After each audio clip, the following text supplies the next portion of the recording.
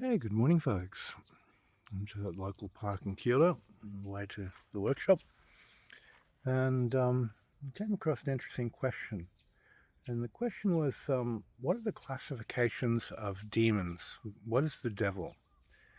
And that's a really fascinating one because it's so ingrained in different religious cultures. Now, the duality of good and evil from a simple perspective of having positive choices and negative choices gives us the whole good bad idea. When it comes to actual beings, like beings of the fire element, beings of the water, beings of earth, and beings from the moon sphere and different planetary spheres, these beings are racism unto themselves. They're not. They're also subject to positive and negative. So there's a difference between a being that's negative and a different type of entity. Now, beings of the Saturn sphere are most commonly what a person would consider a demon. Now, the beings in the Saturn sphere are the karma holders of our solar system. They contain karma and they release karma. So when you're looking at this concept of what is a demon, that's the primary type that we're considering, but it's not the only type. There are actually many. Now, when we look at the sun sphere, we have angelic beings. And angelic beings, you have the hierarchy, and you have the positive and what one could call the negative. And I wouldn't call them negative in a normal concept of what we think good and bad is. They just generate different types of causation based on responses to energy. Now, when one talks about a fallen angel, which you might call Satan, or have some type of religious term to a fallen angel, this is very different to a demon of the Saturn sphere.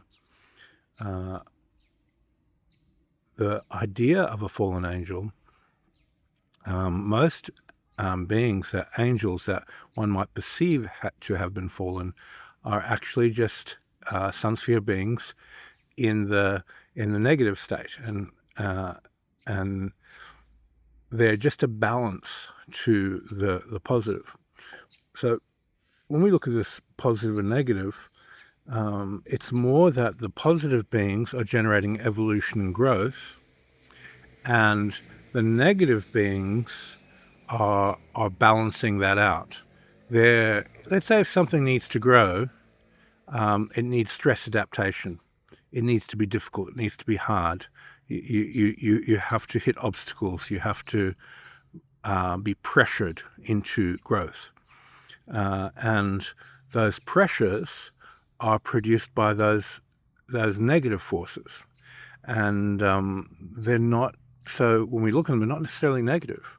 It's just an energy of the sun sphere that pulls energy together and condenses it and gives you pressure. And then the evolution that comes out of it is the positive. So these positive and negative so-called beings of the sun sphere, they work hand in hand. They just have different functions.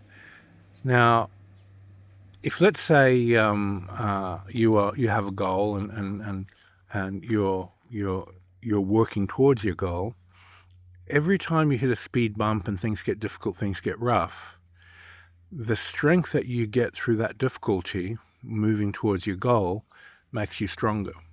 So those blessings that a person initially will perceive as being negative, you're having a bad day, this is tough, this isn't easy, they're actually things that generate the conditions for you to grow. They generate the conditions for growth.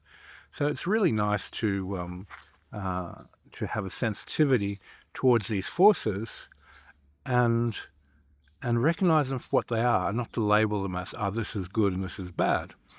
So when we go further, there's a range of Akashic beings. Now, beings that are out of Akasha, that are part of the lawfulness of the fabric of creation. Now, Akashic beings, similar to the Saturn beings, which are very Akashic in nature, these Akashic beings are of many different forms, many different types. So I can only talk about the ones that I've interacted with through transitioning Akashic beings. There's rituals for this, which some of the seniors work with. These beings are very very trapped in the Akashic state that they're in. They can't leave it. So when you're connecting to the higher deities in the sun sphere, there's rituals for transitioning these Akashic beings into the sun sphere, and it gives them a shift or a change in their evolution. And by doing this ritual, you get to interact with a whole range of Akashic beings. And some of these Akashic beings appear to look like demons. They can look very, very hostile. They can look very mutated. They have all different types of, how would you say, shapes and forms to them. Some of them are grotesque, some of them are beautiful, some shine black, some of them shine mud, if that makes sense. The shine is absorbing energy into them. So there's many different types, and for these I don't really know how I could possibly classify them. But what it's made me very aware of, the amount of different type of demons coming from that Akashic realm is possibly limitless. The types and the changes, it just never stops.